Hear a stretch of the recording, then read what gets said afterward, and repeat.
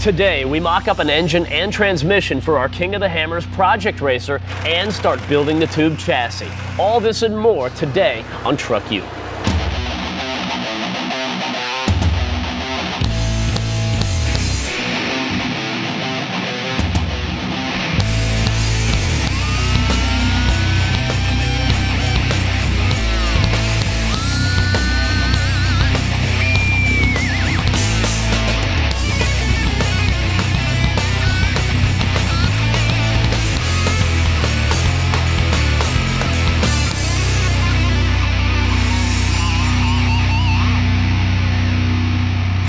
Bruno, what's happened? Hey, buddy.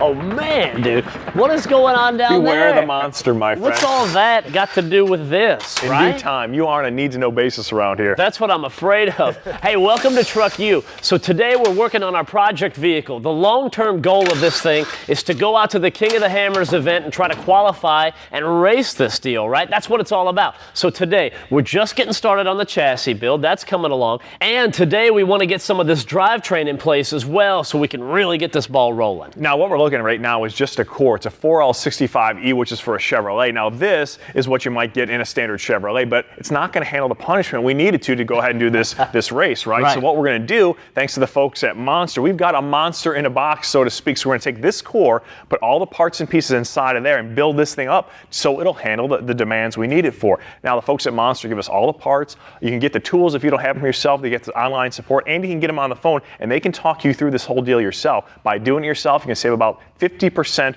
over an initial cost. This is a big savings, and you're going to get a serious transmission. And speaking of cores that you were talking about, the cool thing is you can get extra cores from them, and that's what we did. We picked up an extra one for our mock-up. We're going to have a mock-up engine and a mock-up transmission right there. That way it's a little bit lighter and easier to maneuver. Let's head over there and take a look at all of that. Don't worry, I got this. I'm sure you do.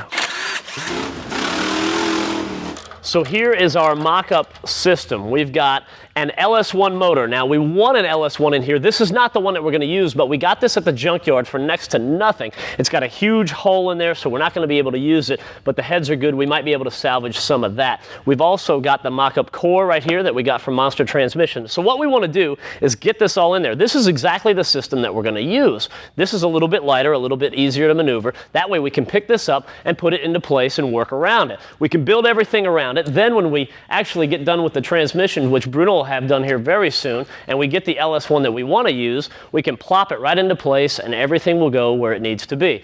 Now, this whole chassis jig has changed a little bit since the last time you guys saw it. It's had a couple of little additions. Most notably is this table right here for the whole belly of the system. Now, that's going to sit down right here. Everything's going to be fine and in place, but we had a couple measurements that we had to keep in mind. First of all, we know that at ride height, we want the bottom of that system to be about 18 or 19 inches off of the ground. Keep in mind, we're building this thing fully compressed as far as the suspension goes, and that suspension is going to have about 6.5 inches of up travel. So we take the 18 or 19, we minus the 6.5, it takes us to right around 12 inches, and that's the height right here for this table. So we've got that in place. We can move everything in over here, set it down, lock it in, build around it, and we'll be ready to go for the next step.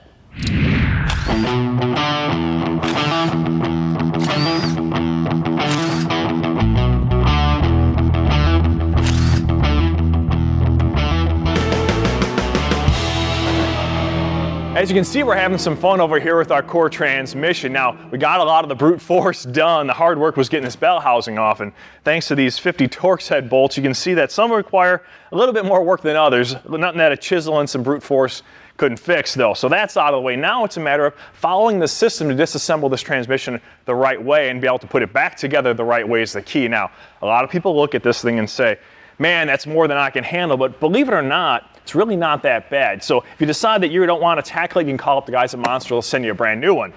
Us, we're going to take this on because really when you break it down to its core parts and you follow their book, it's really quite simple. All you need to do is follow the system. So the next thing we need to do, and part of our disassembly, is to go ahead and get this wiring harness out of the way. Now, the idea is to get the valve body off and some of the components underneath so we can get this pump out the front side. First thing here is this EPC motor. That's unplugged. Then you've got your 1, 2, and your 2, 3 shifts right here. Then you've got your temperature manifold up here. That is out of the way. And you've got your lockup, and then we got our downshift here. So we'll roll this assembly out, or this harness out here. There we go. So the harness is out of the way. Next thing to do is go ahead and take off this temperature manifold. Now, what it is held in place by, looks like 5 bolts here, and I think they're all 6mm. The only difference is some of them have a smaller head than others. Most of them are 3 or 10, and the other have 8mm heads. Now, that's going to come into play when we start getting to the valve body, because you can see there's a bunch of them here, but 3 of them are odd. The 8mm heads right here, those have to go back to its original location. Now, you just look at the book from Monster Transmissions, it'll tell you that. What you want to do is go ahead and mark them. Use a little scribe here, or if you can get it dry enough, you can actually put, an ink mark so they go back in the right spot. If you were to misplace them and put it, let's say here, it'll actually lock up the entire transmission. So that's a good enough reason to get the book, because it'll save you a lot of problems in the long run. So the mock-up engine and tranny are in place and everything is coming along nicely. Now down here we've got this existing Atlas transfer case. Now we're not quite sure if we're going to use that one or not. What we need to do is go out to the event, check it out and see what kind of gear ratios guys are running, and then come back and make the decision as to which kind of case we're going to go with. But we know it's going to be an Atlas, so we've got an issue right here with this stock extension. This one is going to have to come off. So this is what originally was there, or would be there. That's going to come off because we need to mate up the bolt pattern from the back side of the Monster transmission to the front side of the Atlas case, whichever one we're going to use. Now, Advanced Adapters makes these little adapters right here. We'll put this on. There's a couple things going on, so take a look. We'll have the holes for our speed control right there, and that'll tell the transmission when to shift. And our bolt patterns from the back side of the Monster transmission to the front side of the Atlas case are going to line up. So I'll get this in place, we'll go to break, and we'll be back in just a bit.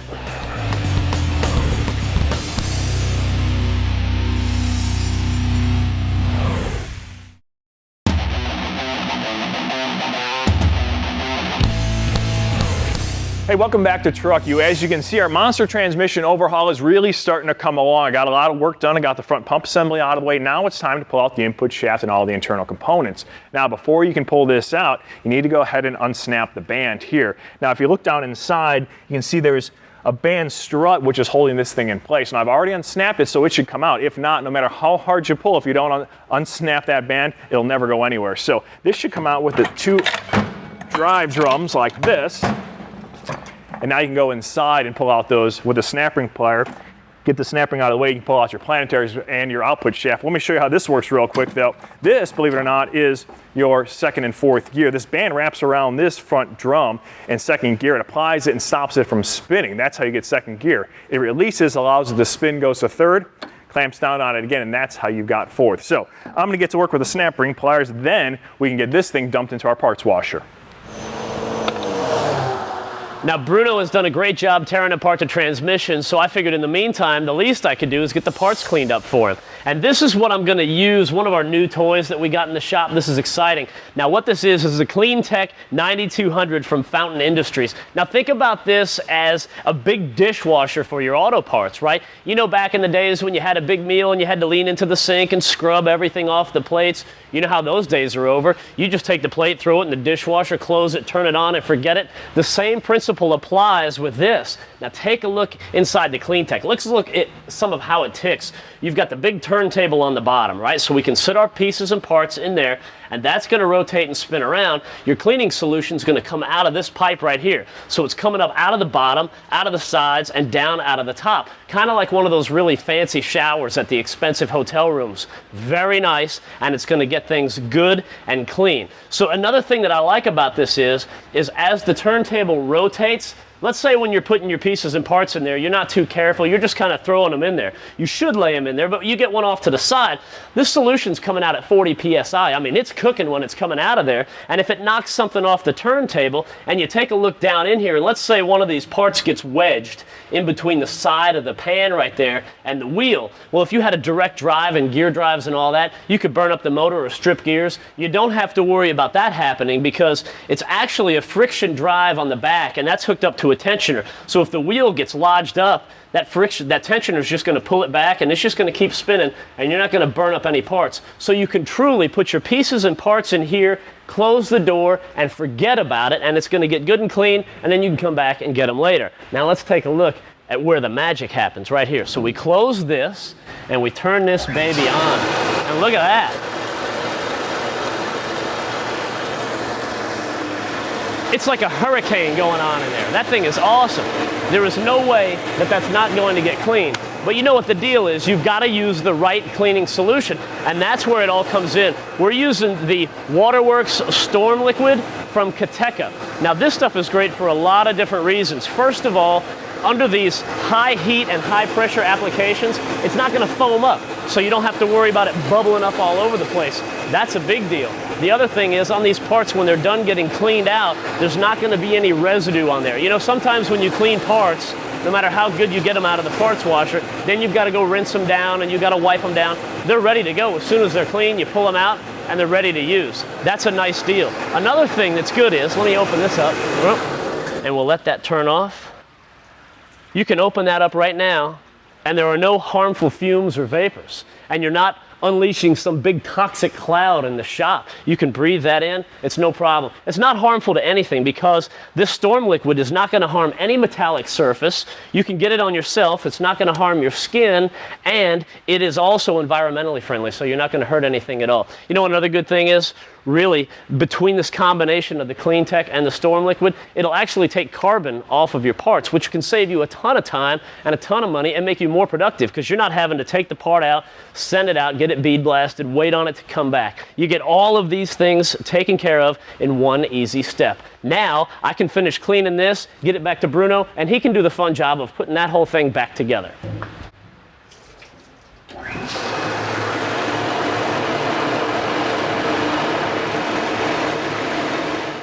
Okay, our parts are now nice and clean, and believe it or not, it's time where we can actually go ahead and start rebuilding into our new monster transmission. Now, this is our output shaft and our ring gear assembly. It's going to be the first part of our reassembly. Now, before we can put it into place, we need to go ahead and put on this little bearing here, which it's going to ride on. We've gone ahead and put a little grease on it, so when we slide it on like this, it won't fall off when we go to set it into place.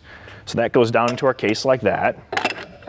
Now, the next thing you want to go ahead and put in is our Planetary Gear. Now, this is one of the many upgrades you're going to see from the guys at Monster Transmissions. What it is this is our OEM one, where it's a Planetary Gear with, well, 4 pins to it.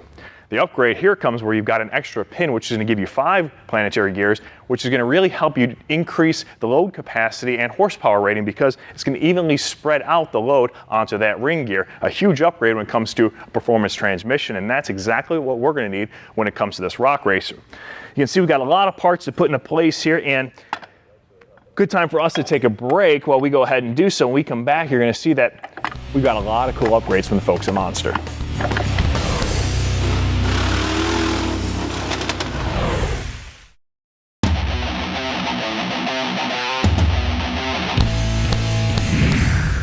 Hey, welcome back to TruckU. As you can see, we are midway through our Monster transmission, Monster in a Box overhaul, and now it's time to go ahead and drop in the sun shell. Now, the sun shell is one of the most common weak links in the stock transmission. You take a look at it, this gear slides in right there. Now, this is where all the brunt of the horsepower and the torque is all coming in right here when this turns. But on the stock ones, this is very thin, it's very weak, and this is one of the things that breaks. This is actually what happens. The whole piece shears right off, and you've got nothing. You can tack that motor up all you want. You're not going anywhere. Well, Monster has got the upgrade for this. They call it the Beast. Let me bring it over here, and you can take a look side by side. You can see this whole neck right there. That's much thicker, much beefier. It's going to hold up. It's going to be a lot more durable. A fully welded bead all the way around, much stronger. So what I can do is I can slide this gear down in here and pop that into place. That is perfect, and I can slide this baby in just like this. I'm putting this clutch pack assembly together while Matt's working there just so I can stay a step ahead. And one thing I want to show you guys is what the problems with the OEM transmission is.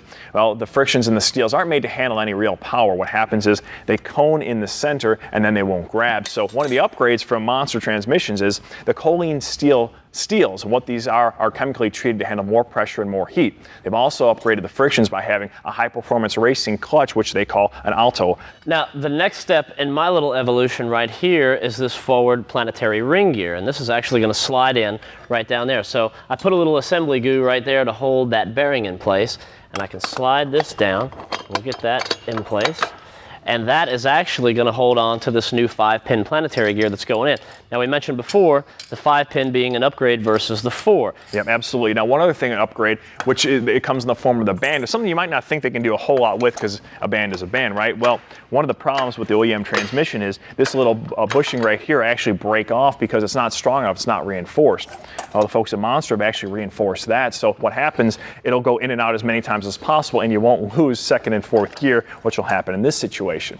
Now, you look at the band itself, physically it's wider, which means it's going to be able to grab more because it's got more contact area, more surface area, so it'll hold better. And it's also going ahead and line, instead of just a paper liner on the inside, they've got that same racing friction on the inside as well.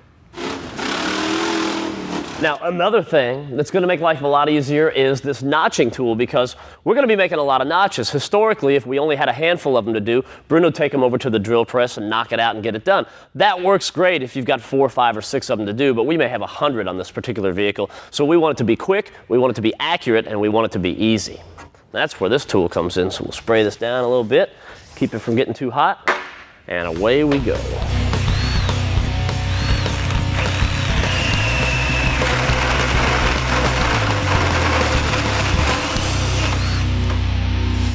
And that's a nice example of what we can do.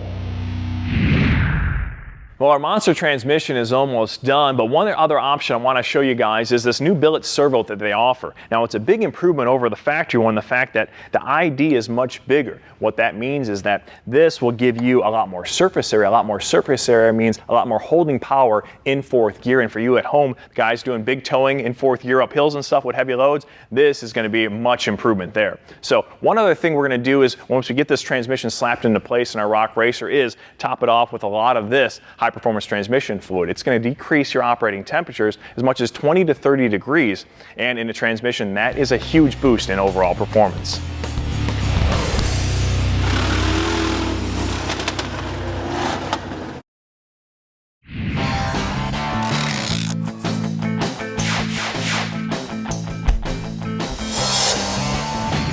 Now, the last time we saw this truck, we were actually getting it ready to install the Dupli-Color bed armor kit. There's a lot of advantages to this kit. It's durable, it's easy to use, it's UV protected, so it's not going to fade on you. Once you put it in, it's not going to fade out. Now, the first thing we want to do is actually use the brush, and what we want to do is hit all the areas that we won't be able to hit with our roller. So these 90-degree corners are a perfect place for that.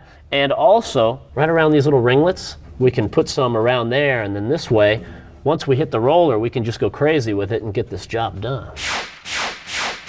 The first layer of the truck bed is done. All I have to do is finish up the tailgate, and a little bit later on we can get onto the second coat. As you can see, I made a bit of a mess up here. You know, that's going to happen from time to time. We talked about the fact that this is a water-based polyurethane, which is good for a couple different things. First of all, the chemical smell. You don't have any of that. Again, that's very nice too. It's an easy cleanup. So as long as you get this while it's still wet, you can get it off of anything. So we got a bunch of it right up here on the side rail, and you look at how easy that just cleans right up.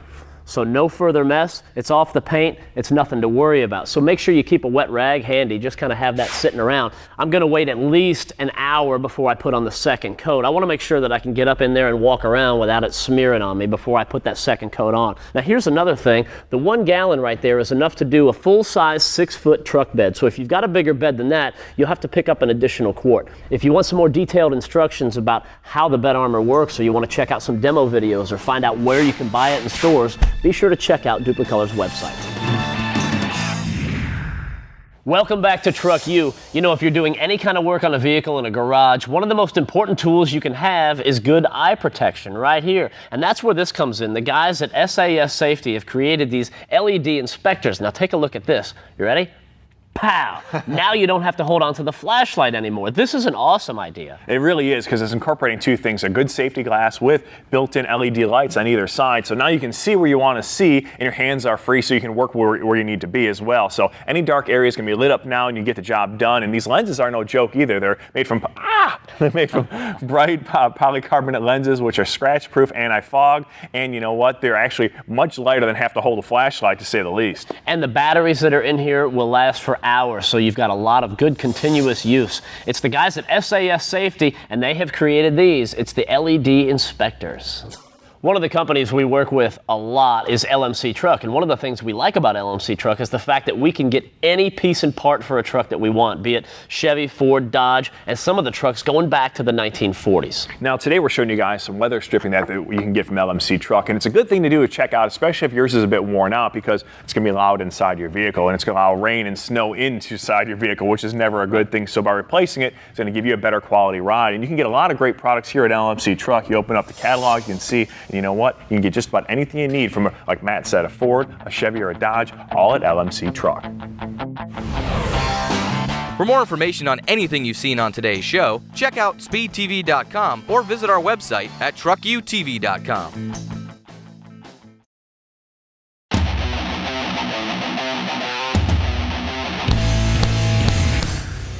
Welcome back to TruckU. Now this is coming along real nice. You see some of the more major components are in place, which is good because they're big and heavy, you know? So we'll get that done and we're started building around it. And the chassis is coming together real nice, and this is looking pretty, man, especially these little notches. Yeah, you can see at first glance how important that notcher is and is going to be as this build progresses, because basically every tube you see on this chassis, it's going to have 2 notches on it. So by having those things at the right size you want, you'll be able to get this thing to the exact dimensions you want. It'll be nice and square and give us a nice foundation to build up from. Now, earlier today, we talked about the fact that we're building this all totally compressed. Everything is stuffed. Here's why we do this. Now we can really get a good look. Why? We're going with this double triangulated 4-link setup in the front. So here's our upper control arm, our upper link, and then you've got your lower link right here. So these are going all over the place, and you've got some clearance issues. Now keep in mind, we want to be able to clear the tire. These are 37s, but we're going to run 39s out there in the competition. We want to be able to clear those. You've also got a drive shaft coming down here that's going to go all the way back.